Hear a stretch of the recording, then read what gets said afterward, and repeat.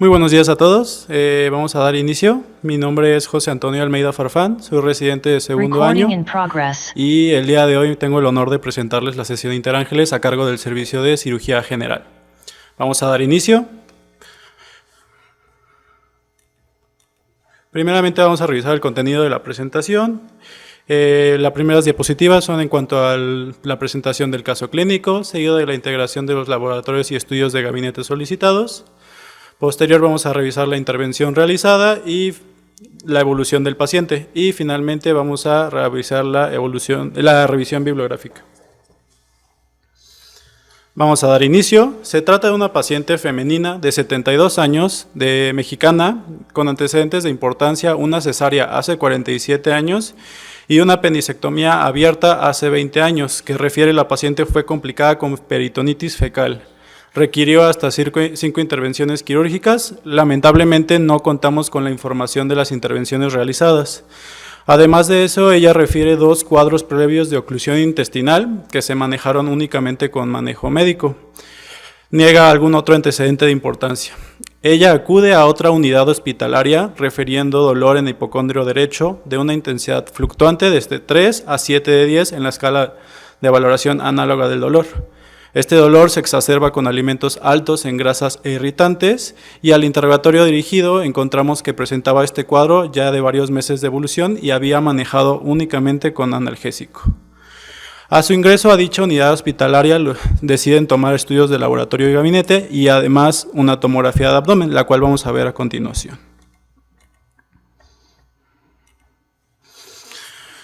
En esta tomografía, en el corte axial, podemos ver la vesícula distendida, con algunos litos en su interior y edema de pared. Además de este estudio de imagen, se le tomó un ultrasonido de abdomen que confirmó el diagnóstico de colecistitis litiásica agudizada. No se encontró ninguna evidencia de alguna patología intraabdominal que condicionara el dolor, por lo cual, el día 10 de julio de 2023 se ingresó con diagnóstico de colecistitis aguda según las guías de Tokio leve.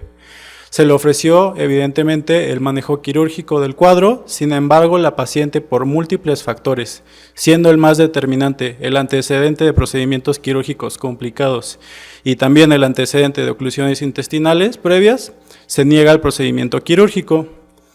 En este contexto, Hospital Ángeles Interlomas, ¿qué manejo le podrían ofrecer al paciente?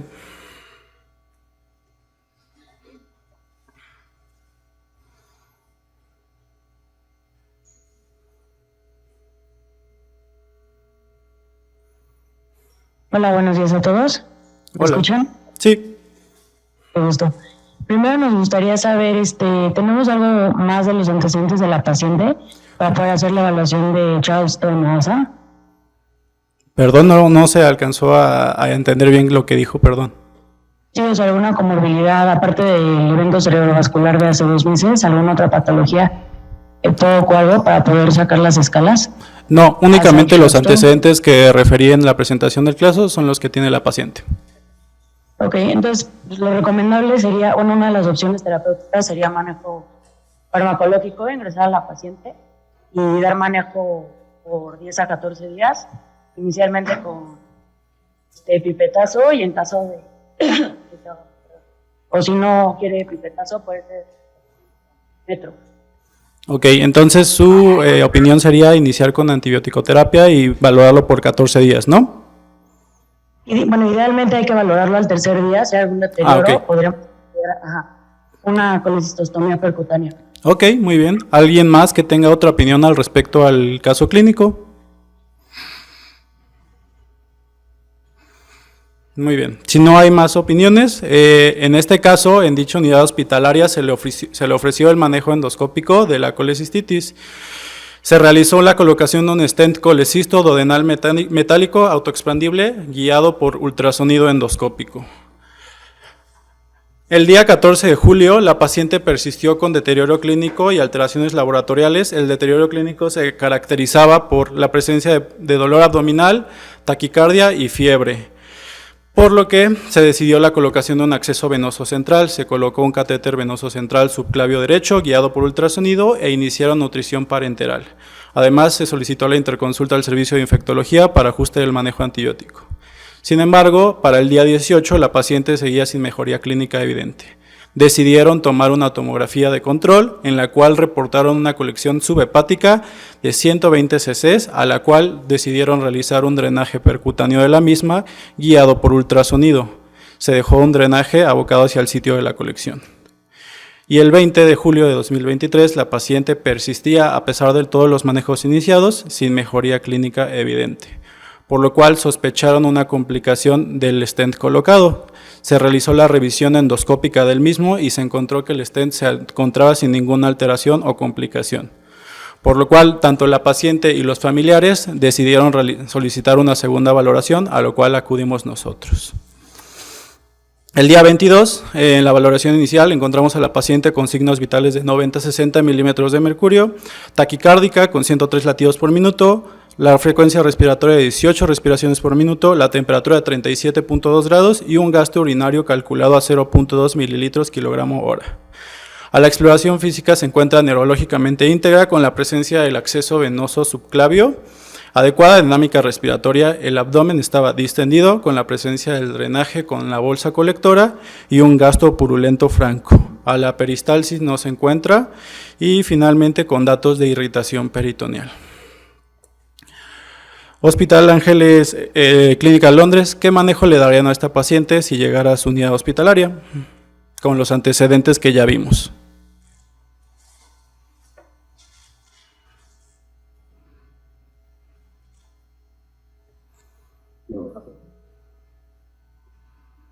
Sería un manejo quirúrgico, podemos entrar por una laparoscopia diagnóstica y ver cuál es el estado de la paciente. Tiene abdomen agudo.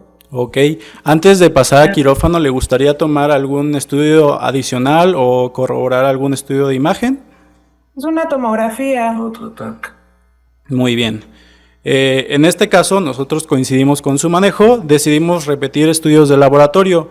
Aquí podemos evidenciar la presencia de leucocitosis de hasta 15.3, neutrofilia de 85%, la disminución de la albúmina a pesar de la nutrición enteral de 2.1 gramos sobre decilitro, elevación de la PCR de 73 miligramos sobre litro y finalmente el aumento del lactato de 2.4 milimoles sobre litro, que nos indica un estado de hipoperfusión.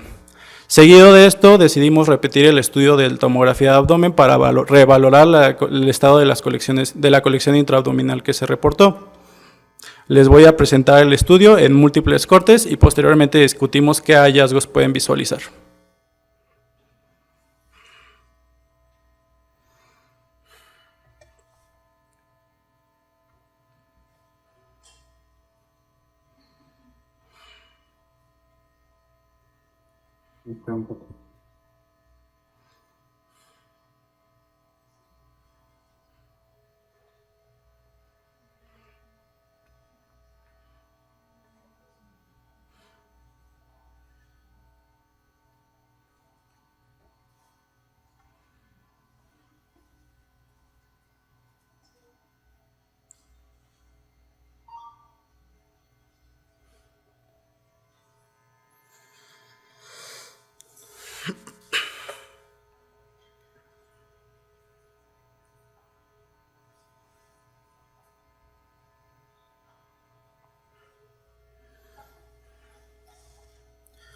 Muy bien, una vez vimos todos los cortes, Hospital Ángeles Pedregal, ¿algún comentario sobre el estudio que acabamos de revisar? ¿O qué hallazgos pudieron identificar?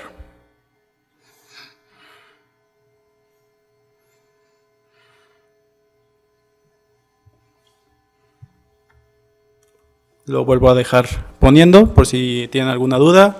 Hospital Ángeles Clínica Londres, ¿algún hallazgo que quieran comentar? Alcanzamos a ver que tiene una colección perihepática amplia. Es correcto, se identificó una colección de aproximadamente 2.8 a 7.9 centímetros en la periferia del catéter subcostal que se colocó. ¿Alguna otro hallazgo que les llame la atención? Si me permiten, soy el doctor Muñoz de Ángeles Lomas. Gracias, doctor. El stent que le pusieron fue en vía biliar, ¿correcto? Sí, doctor, fue un stent colecisto duodenal. Colecisto duodenal. Es correcto. Ok. Gracias. De nada, doctor. ¿Algún otro comentario de otro compañero o pasamos con los hallazgos que se identificaron? Bueno, muy bien. Como bien dijo nuestro compañero de Clínica Londres, se identificó una colección de 2.8 a 7.9 centímetros en la periferia del catéter colocado. Además, se identificaron evidentemente los cambios postquirúrgicos de la colecistoduodenostomía y finalmente encontraron pequeñas colecciones a nivel de ilion de 21 por 17 milímetros. Con estos hallazgos integramos los diagnósticos siguientes: colecistitis litiásica agudizada, TG18 moderada, sepsis de origen abdominal y finalmente portadora de un stent colecistoduodenal. Con estos hallazgos, ya conociendo todo el contexto, alguien que me compartiera qué manejo le darían a esta paciente.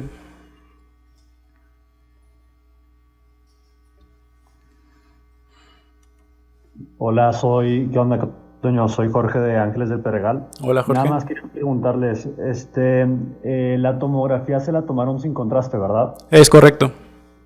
¿Hubo algún motivo por el cual no decidieron utilizar contraste intravenoso? No, ninguno en particular, solamente que ya teníamos la identificación de las colecciones previas y la tomografía fue para valorar el estado de las mismas. No decidimos que fuera en ese momento imperativo tomar el medio de contraste, pero no había ninguna alteración que justificara no colocarlo. Ok, muchas gracias. Muy bien. Soy doctor Gallo de Clínica Londres. Habría que preguntar cuál es la intención de la paciente y de los familiares, si persiste con la negación o no de operarse, porque si es así, tal vez colocar otro catéter para el drenaje perihepático. Muchas gracias por la observación. Justamente se platicó ampliamente con los pacientes la necesidad del procedimiento quirúrgico de urgencia y en caso de negarse pasar a otros procedimientos que a lo mejor no fueran tan efectivos. Afortunadamente la paciente y los familiares decidieron aceptar en esta ocasión el procedimiento quirúrgico, por lo cual pasamos a la realización de una laparoscopía diagnóstica, como bien lo mencionaron previamente. Vamos a revisar los hallazgos importantes de la cirugía. Desde el inicio podemos encontrar que el abdomen se encontraba con un importante proceso adherencial que sellaba prácticamente en su totalidad el hipocondrio derecho. Empezamos la disección de todas las adherencias con disección roma y corte hasta lograr acceder al espacio subhepático. Se liberó todo el tejido emplastronado que estaba a nivel subhepático, ahorita lo vamos a ver, y posteriormente, con apoyo de endoscopía transoperatoria, logramos identificar el fondo vesicular. Ahí podemos observar la salida de bilis con líquido purulento. Una vez identificamos el fondo, se fue haciendo una disección anterógrada cuidadosamente de no lastimar los tejidos circundantes hasta poder lograr localizar todo el cuerpo de la vesícula. Se incidió hacia la luz de la vesícula para poder visualizar el stent y nuevamente, gracias al apoyo de endoscopía transoperatoria, logramos visualizar el sitio a nivel duodenal que estaba el stent. Aquí tenemos las imágenes de la endoscopía transoperatoria y en un momento vamos a lograr visualizar en el video de la cirugía el stent. Ahí se puede ver el endoscopio. Finalmente, localizamos el stent. Podemos ver que existen abundantes restos de pared de vesícula que están necrosados en la pared duodenal, entonces hubo que retirar todo eso y posteriormente se retiró todo el stent. Continuamos limpiando la sana. Como pueden ver, fue una disección un poco complicada por todo el tejido que estaba en su periferia emplastronado. Se retiró el stent por los trócares y procedimos a identificar el defecto a nivel duodenal con prueba neumática. Ahí podemos ver el urugeo y de igual manera con la endoscopía transoperatoria se puede visualizar adecuadamente el defecto a nivel duodenal. Ya que logramos identificar el defecto, se realizó un surjete simple para afrontar los bordes de la pared duodenal y posteriormente se realizó prueba neumática para verificar que no hubiera fuga del mismo. Y finalmente en el procedimiento decidimos cerrar el remanente vesicular que quedó para evitar una fuga de bilis importante. Al finalizar el procedimiento se colocó un drenaje hacia el espacio del sitio quirúrgico y se retiró el drenaje previo que estaba colocado. En el postoperatorio se solicitaron laboratorios subsecuentes. En el primer día encontramos un proceso inflamatorio todavía elevado con leucocitosis de 19, neutrófilos de 81%, la PCR bajó hasta 27.4 y la procalcitonina a 0.43. Para el día 10º de su estancia hospitalaria, la paciente presentó leucocitos de 15.3, neutrófilos de 82, PCR de 26 y procalcitonina de 0.14. Y finalmente, ya un día previo a su egreso hospitalario, la paciente estaba con leucocitos de 11, neutrófilos de 73, una PCR de 10.3 y finalmente procalcitonina de 0.1. Se mantuvo con nutrición parenteral desde su primer día posterior al tiempo quirúrgico y se mantuvo con la misma hasta 3 días previos a su egreso hospitalario. Lamentablemente, la paciente tuvo una complicación con una tromboembolia pulmonar que se evidenció por una angiotomografía. Sin embargo, esta se pudo resolver adecuadamente con heparina de bajo peso molecular y terapia respiratoria sin tener alguna repercusión para la evolución del paciente. En cuanto al drenaje que se colocó en el postoperatorio, tuvo un gasto de hasta 200 cc en el primer día de características serohemáticas y conforme fueron pasando el resto de los días, las características del drenaje se tornaron de características biliares, perdón por la repetición. Entonces se manejó como una fístula biliar controlada. A respuesta de esta entidad, decidimos proponerle a la paciente la realización de una colangiopancreatografía retrógrada endoscópica para la colocación de una endoprótesis. Sin embargo, tanto la paciente y los familiares nuevamente se negaron a la realización del procedimiento, argumentando que ya le habían hecho muchos procedimientos y que querían ser egresados. Por lo cual se decidió darle el egreso a la paciente con su drenaje el día 10 de agosto de 2023. 3 semanas posterior a su egreso hospitalario, la paciente se sometió a la colangiopancreatografía, se colocó la endoprótesis y posteriormente, una vez que ya no hubo gastos, se retiró el drenaje y posteriormente la endoprótesis. Actualmente la paciente se encuentra en buen estado general, sin ninguna limitación en su estilo de vida. Una pregunta, doctor. Soy el doctor Muñoz de Ángeles Lomas otra vez. ¿Por qué decidieron invadir y hacer colocar una endoprótesis colecistoduodenal contra una colecistostomía percutánea que les hubiera evitado, aunque el paciente se hubiera tenido que operar, el riesgo de la fístula biliar? ¿Alguna razón por la que decidieron la endoprótesis en lugar del procedimiento radiológico? Muy bien, doctor, gracias por la pregunta. Para recordar, la paciente ingresó en otra unidad hospitalaria inicialmente y ahí fue donde presentó la negativa a la intervención quirúrgica y justamente en dicha unidad hospitalaria fue donde se les ofreció ese manejo endoscópico. No tenemos las razones específicas sobre cuál decidieron ofrecer el manejo endoscópico en lugar del drenaje percutáneo, como lo dice usted. Una vez que se nos solicitó la interconsulta, ya realizamos el manejo que nosotros consideramos adecuado. Perfecto, entonces les digo, ya con el drenaje, yo quisiera oír el punto de vista de los diferentes hospitales en cuanto al manejo con una endoprótesis que al momento de operarse, pues ya ven el riesgo que tiene de que se establezca una fístula, y en un momento dado se podía haber aprovechado el transoperatorio con la endoscopía, pues simplemente para retirar el drenaje y quitar la vesícula. No sé qué opinen los demás hospitales de haber optado en forma primaria por la percutánea y no por la endoprótesis. Por allá anda. Clínica Londres.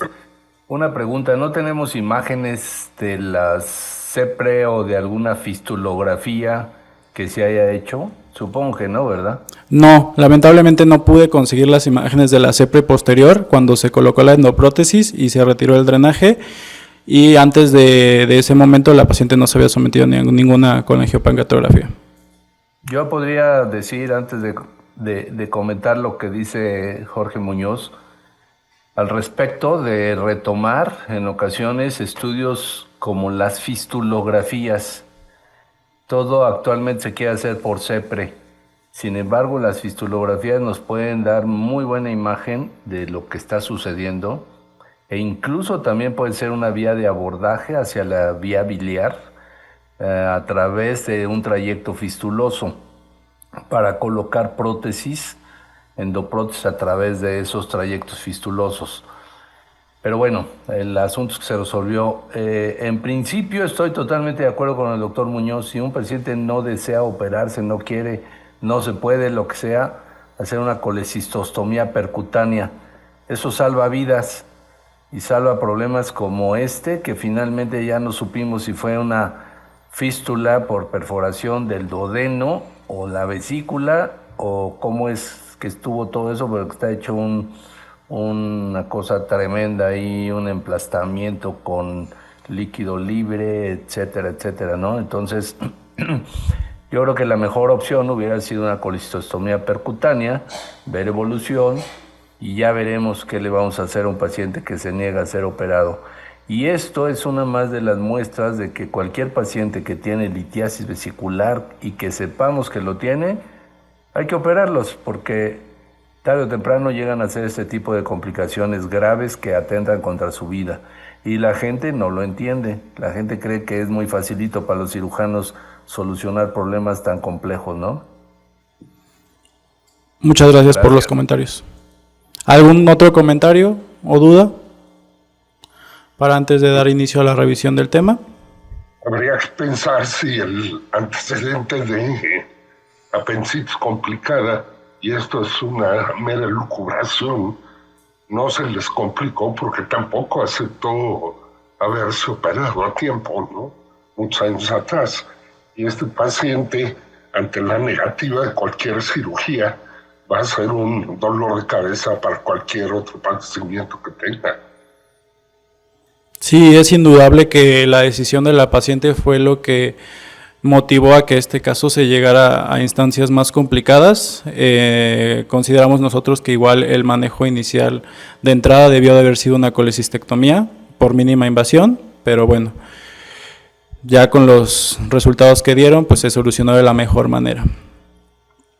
Si ya no hay mayor duda o aportación, vamos a dar inicio a la revisión del tema. Decidí enfocarlo en el tema colicistitis litiásica agudizada. Vamos a revisar un poco de lo que dicen las guías de Tokio y enfocarlo más en el manejo conservador o menos invasivo, que son los drenajes percutáneos o endoscópicos. Entonces, iniciamos de lleno. Creo que la colicistitis agudizada es un tema con el que todos los cirujanos estamos muy familiarizados. Sabemos que las directrices principales que seguimos son las guías de Tokio, su última actualización en 2018, nos dan la pauta tanto diagnóstica como terapéutica para estos pacientes. Lo más fundamental de esta guía es que nos ayuda la clasificación del cuadro dependiendo de la severidad del mismo. Tenemos 3 grados, el grado 1, leve, grado 2, moderado y grado 3, severo. El grado 3 es el más relevante, evidentemente, y se caracteriza por la presencia de disfunción ya sea cardiovascular, neurológica, respiratoria, renal, disfunción hepática o disfunción hematológica. Mientras que el grado 2 se caracteriza por la presencia de leucocitosis arriba de 18.000, una duración del cuadro de más de 3 días, la presencia de masa palpable en hipocondrio derecho y finalmente marcadores de inflamación local, como lo puede ser la colecistitis gangrenosa, la presencia de abscesos o colecistitis enfisematosa. Como pudimos ver, nuestra paciente se encontraba en un grado 2, tanto por la duración del cuadro como por la presencia de marcadores de inflamación local. Ahora, ¿qué nos dice la guía de Tokio en cuanto al tratamiento dependiendo de la gravedad? En el grado 1 o el grado leve, básicamente el tratamiento de entrada va a ser siempre una colecistectomía por mínima invasión o laparoscópica, ya que esta se asocia a una menor tasa de complicaciones, menor estancia hospitalaria y bueno, se prefiere que sea temprana. Temprana se refiere a que sea antes de 3 días de que inició cuadro o antes de 7 días que ingresó a la unidad hospitalaria. Si la realizamos temprana, se disminuye el tiempo operatorio, disminuye la tasa de complicaciones y disminuye la estancia hospitalaria. Vamos a explicar este pequeño esquema que nos plantean las guías de Tokio. Tenemos un paciente con una colecistitis grado 1. En caso de que el paciente presente un riesgo quirúrgico elevado, dado por la escala de ASA, que sea una ASA mayor a 3, o comorbilidades significativas, que nos las va a dar la guía de Tokio por un índice de Charlson, que dependiendo de la comorbilidad que tenga, o comorbilidades, se le asigna una puntuación.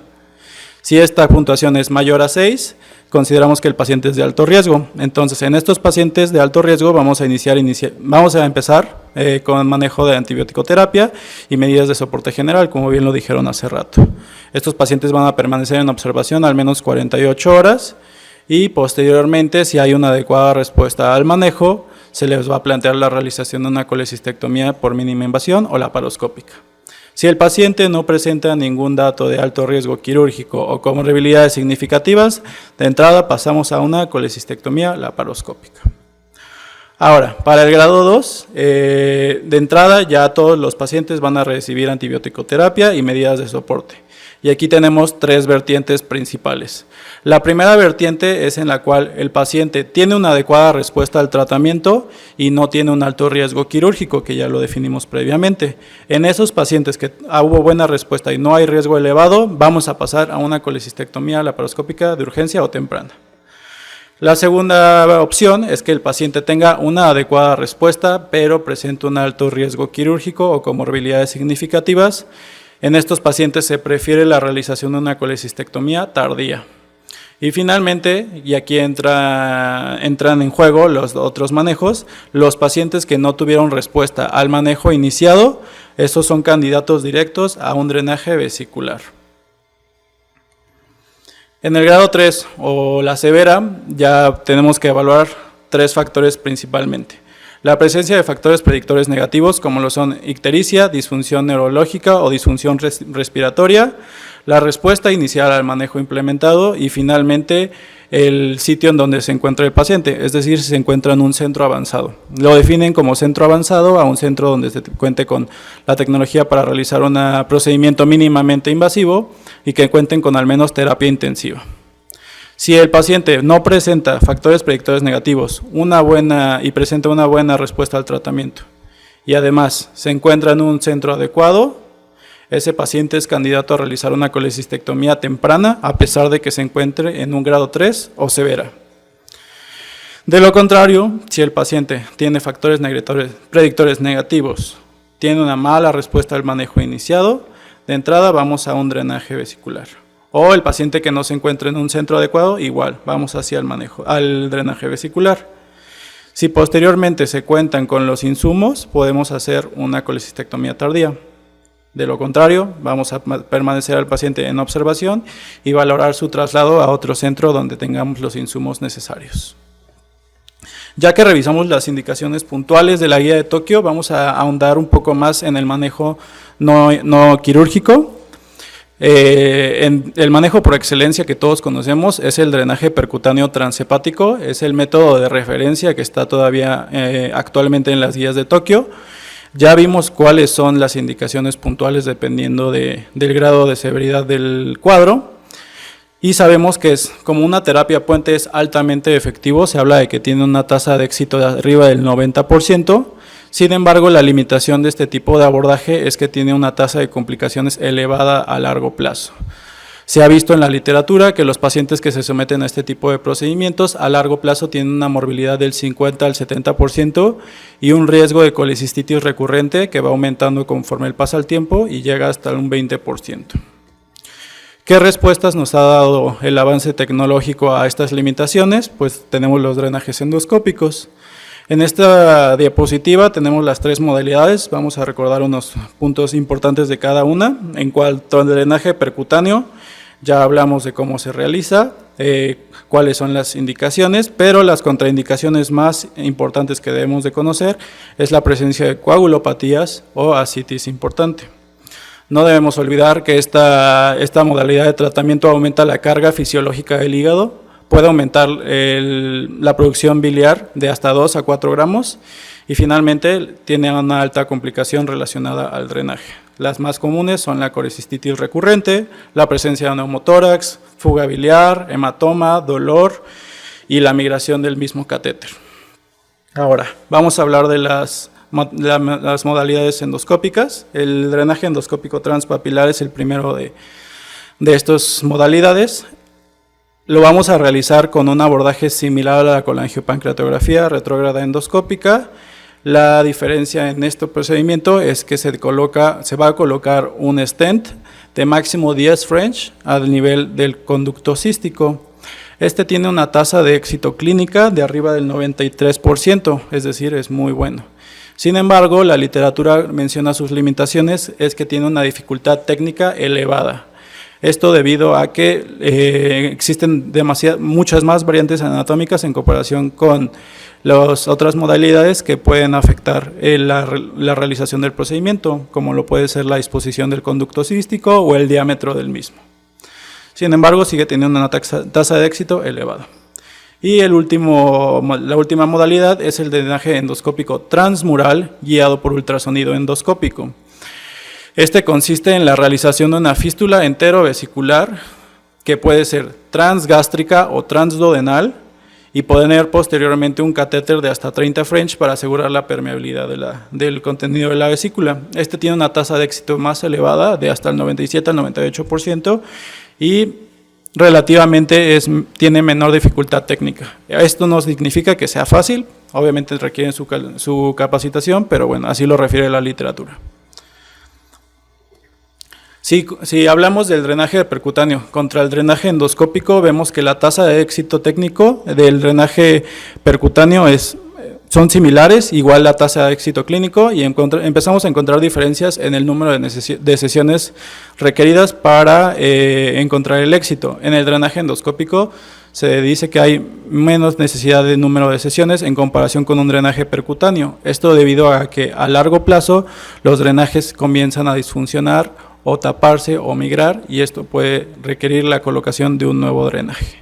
La presencia de eventos adversos en el manejo endoscópico es menor, hasta el 13%, en comparación con el drenaje percutáneo que se presentan hasta en el 20%. El dolor postprocedimiento es un factor importante a considerar. Desde el primer día del posterior al procedimiento, los pacientes presentan 50% menos dolor, y obviamente esto va de la mano a un menor tiempo de estancia hospitalaria. Ahora, ¿cuáles son las indicaciones y contraindicaciones puntuales para poder utilizar un drenaje endoscópico? La Asociación Americana de Gastroenterología nos da estas indicaciones y contraindicaciones.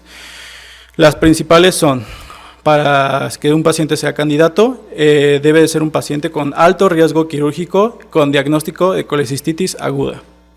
También en pacientes en los cuales ya se realizó una colecistostomía percutánea previa, y esta se debe retirar o disfunciona, también son candidatos. Y finalmente en pacientes que presenten obstrucción biliar maligna, en los cuales ya se haya realizado una colangiopancreatografía o una derivación biliar fallida. Esas son las 3 indicaciones puntuales que nos da la Asociación Americana. Las contraindicaciones son que tenga perforación de vesícula o datos sugestivos de perforación, la presencia de peritonitis biliar, y finalmente que tenga algún tipo de coagulopatía. Con esto ya podemos decidir qué pacientes podemos ofrecer y qué pacientes no debemos ofrecer este tipo de manejos. Ahondando más en el drenaje transmural, vamos a revisar los tipos de stents que se colocan. El primer stent que se utilizó fue el stent de plástico de cola de cochino, estos ya los hemos visto todo. Prácticamente en la actualidad el uso de estos stents para este padecimiento está limitado nada más en el seguimiento postoperatorio, cuando se retira uno de los stents más modernos que voy a mencionar. Fuera de eso ya prácticamente está en desuso. Seguido de los dispositivos tubulares mecánicos autoexpandibles, y finalmente los más novedosos o los más utilizados en la actualidad son los stents mecánicos de lumen en aposición, o por su acrónimo en inglés, LAMS. Las complicaciones de este tipo de abordaje son las siguientes. La principal es la necesidad de reintervención, es decir, cuando se presentan complicaciones relacionadas a la colocación del stent, como lo puede ser migración o la oclusión del mismo por litos, es necesario realizar una revisión del stent colocado, y en algunas ocasiones se pueden realizar procedimientos de emergencia o de salvamiento vía endoscópica, sin embargo no son tan frecuentes. Esa es la principal complicación. Seguido de sangrado, 13%, la migración hasta en un 8%, el más importante, la recurrencia de la colecistitis es del 8%, esto es a corto plazo, importante mencionar. Y finalmente la mortalidad del procedimiento, que es de 3%, relativamente baja. En cuanto a la seguridad y eficacia de estos dispositivos, está más que visto que a corto plazo tienen una adecuada seguridad, ya vimos que el riesgo de complicaciones es bajo. Sin embargo, a largo plazo todavía no está bien estudiado cómo va a ser su papel. Los estudios más largos que han utilizado este tipo de stent y han visto que las complicaciones hablan de que existe una recurrencia de la colecistitis en 2 años hasta del 80%. Entonces, para que podamos decir que estos stents puedan estar a largo plazo, primero debemos de encontrar una manera de prevenir esas complicaciones. Sin embargo, su eficacia ya está bien demostrada. Los stents metálicos tubulares tienen una tasa de éxito elevada, de arriba del 90%, y una tasa baja de eventos adversos. De igual manera, los LAMPS, una tasa de éxito elevada de hasta el 98%, y los eventos adversos del 7.1%. Ahora, la disyuntiva principal que existe actualmente es si esto va a ser utilizado como una terapia definitiva o como una terapia puente. ¿Qué nos dice actualmente la literatura? Como terapia definitiva no tenemos la información suficiente para establecer si sí o si no va a ser un manejo ideal a largo plazo. Para que este pueda ser indicado como un manejo a largo plazo, debemos de encontrar maneras de prevenir las complicaciones como lo son la colecistitis recurrente a muy largo plazo. Por lo cual, actualmente, al día de hoy, este procedimiento no está estandarizado como una terapia definitiva. Por otro lado, como una terapia puente a una colecistectomía laparoscópica, sabemos que va a mejorar la seguridad y la eficacia de la colecistectomía mínimamente invasiva que realicemos, no va a aumentar la tasa de conversión a cirugía abierta y finalmente nos va a proporcionar un abordaje más seguro para el paciente. A continuación vamos a revisar los principales algoritmos diagnósticos que están en las guías publicadas para ver cómo manejan ellos las indicaciones de estos drenajes. Entonces, les pido que pongan mucha atención en esta parte porque creo que es lo más valioso de esta sesión.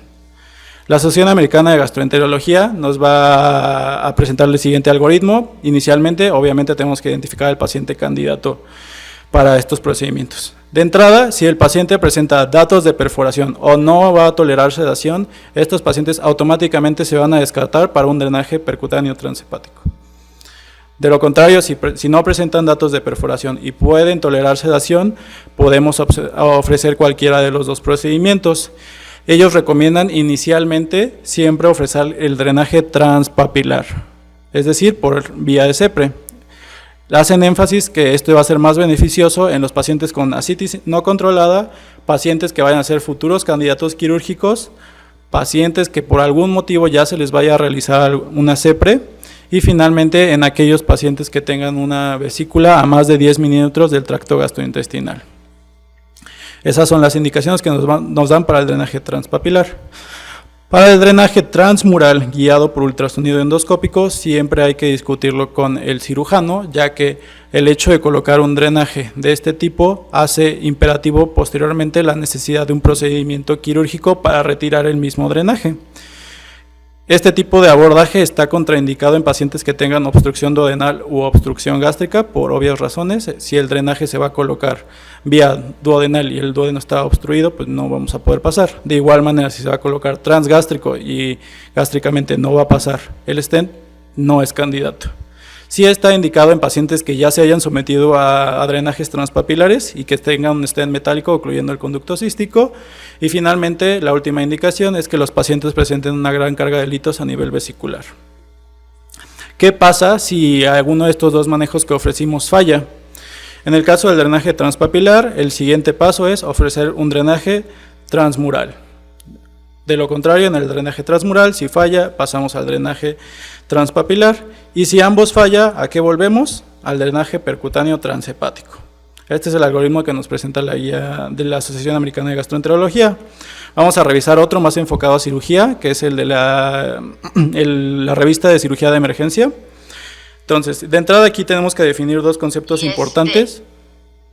Ellos definen a los pacientes de alto riesgo con... Me dice que si le ayuda a pagar sus recibos, ¿no? Y le digo, pero no hay multibank. ¿Alguien tiene el micrófono prendido? Le pido que lo apague, por favor. Gracias. Bueno, nuevamente, esta guía nos divide a los pacientes en dos grupos muy importantes. Primero, pacientes de alto riesgo, los cuales son pacientes que tienen un Apache mayor a 7. y después hacen un grupo específico en pacientes no candidatos a cirugía. Esto se define como pacientes que según el criterio del cirujano, por algún motivo, no son candidatos a manejo quirúrgico. No necesariamente tiene que ir en función de alguna escala. Entonces, una vez que identificamos esto, vamos a pasar al algoritmo. Nuevamente empezamos con el diagnóstico de colecistitis, perdón, y vamos a identificar los riesgos y las preferencias del paciente. Vamos a ir de lleno hacia el flujo hacia abajo. En un paciente que no es candidato por algún motivo a procedimiento quirúrgico, o como ya lo vimos, se niega el procedimiento quirúrgico, el primer escalón debe de ser el inicio de antibiótico-terapia y observación por al menos 48 horas. Si este procedimiento tiene éxito, el paciente puede ser dado de alta y considerar posteriormente una colecistectomía tardía, dependiendo de las condiciones clínicas del paciente y de las preferencias del mismo. Ahora, si el uso de antibiótico-terapia no tuvo efecto adecuado, ahí es cuando pasamos al drenaje de vesícula biliar. En esta guía no hacen énfasis en cuál es preferido, simplemente lo recomiendan de acuerdo de la experiencia del cirujano o el endoscopista que lo vaya a realizar. Si el procedimiento es exitoso, vamos a pasar a un alta y posteriormente considerar la realización de una colecistectomía tardía, dependiendo de las características clínicas del paciente y nuevamente si acepta el procedimiento. De lo contrario, si el paciente no tiene una respuesta adecuada, el primer paso que nos recomiendan ellos puntualmente es la cirugía de rescate, ya no pasar a otro tipo de drenajes. Si funciona, colecistectomía tardía; si no funciona, colecistectomía de emergencia de rescate. Ya no vamos a ahondar en esta parte del algoritmo porque básicamente nos repite lo mismo que dicen las guías de Tokio en cuanto al diagnóstico, al tratamiento de los pacientes. Y finalmente, el último algoritmo diagnóstico que vamos a realizar es de un artículo que realizaron una revisión de los estudios controlados aleatorizados y los metaanálisis que comparaban el uso de drenaje endoscópico con el drenaje percutáneo, y una vez que realizaron este análisis, hicieron este algoritmo de tratamiento. Entonces vamos a ir paso a paso. Para los pacientes con un riesgo bajo o moderado, no hay duda, colecistectomía mínimamente invasiva. Para los pacientes con un riesgo quirúrgico elevado, los procedimientos que ofrecemos son el drenaje percutáneo como primera elección y como segunda elección el drenaje endoscópico, pero únicamente el transpapilar. Muy importante que nos quedemos con esa idea, el transpapilar es el que se ofrece de primera elección. Cualquiera de los manejos que hayamos dado, se debe valorar al paciente por al menos 4 a 6 semanas y ver la respuesta al manejo implementado. Si el paciente se vuelve un candidato a manejo quirúrgico, preferimos ya siempre de entrada pasar a colecistectomía mínimamente invasiva. En el caso de drenaje percutáneo y el paciente no se volvió candidato quirúrgico, debemos de repetir estudios de imagen para valorar el estado de la vía biliar. Valorar que se encuentre algún lito a nivel de conducto cístico o vesícula biliar. Si no hay ningún lito, podemos retirar el drenaje con seguridad. Si hay todavía la persistencia de litos, es necesario valorar la realización de un drenaje transmural. Ahí lo ponen como una segunda opción, o un drenaje transpapilar. En caso de que se haya realizado un drenaje transpapilar, el paciente persiste no operable, nuevamente, hay que verificar que no haya litos en la vía biliar y que el paciente permanezca asintomático. Si se permanece de esta manera, podemos remover el stent sin ningún cuidado. De lo caso contrario, siempre debemos de valorar la realización tanto de un drenaje percutáneo o de un drenaje transmural.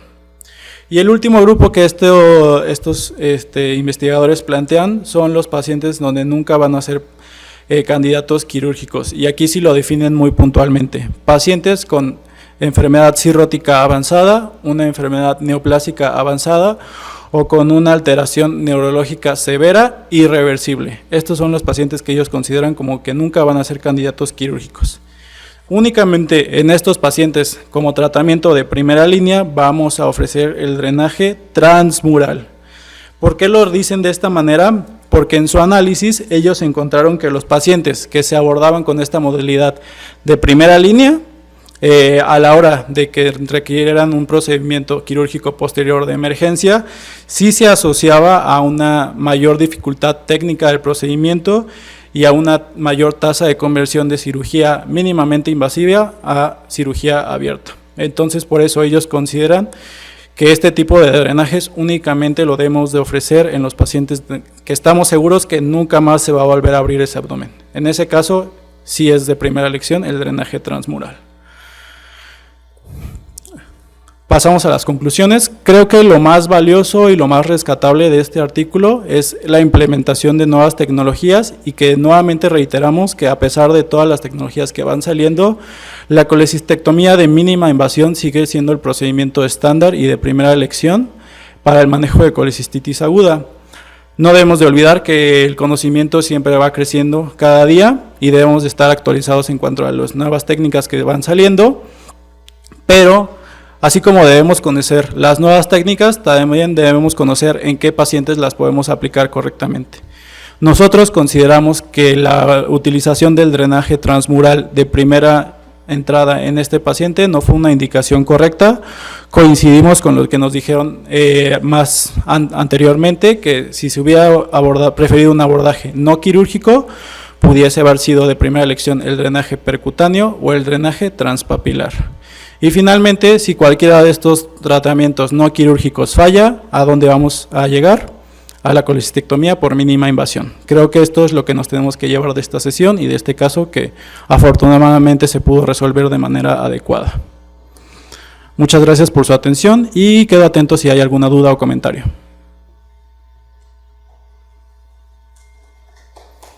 Nuevamente yo. Muy bien, muchas gracias, muy completo.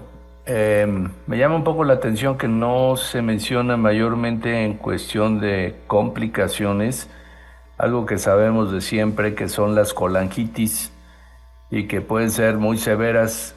Sabemos que cualquier tipo de instrumentación de la vía biliar puede llevar a ello también, ¿no? Y puede constituir una complicación grave, aunque hay muchos modos, muchos métodos actualmente de poder contrarrestar esto. Gracias. Muchas gracias por la observación. Sí, a mí también me llamó la atención. La gran mayoría de los artículos no hablan de la colangitis, pero creo que es porque se enfocan más a las complicaciones derivadas de la colocación del stent, como es la oclusión, la migración, pero sí también me parece algo muy importante a destacar la presencia de colangitis en estos pacientes. Gracias.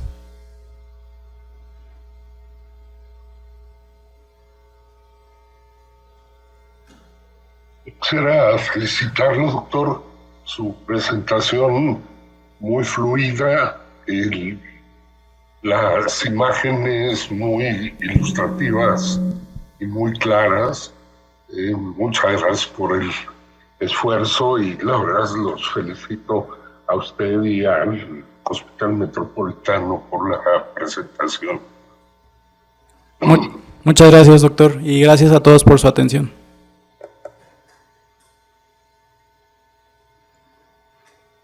Bueno, si ya no hay más comentarios, espero que todos tengan un excelente día y nos estamos viendo por acá.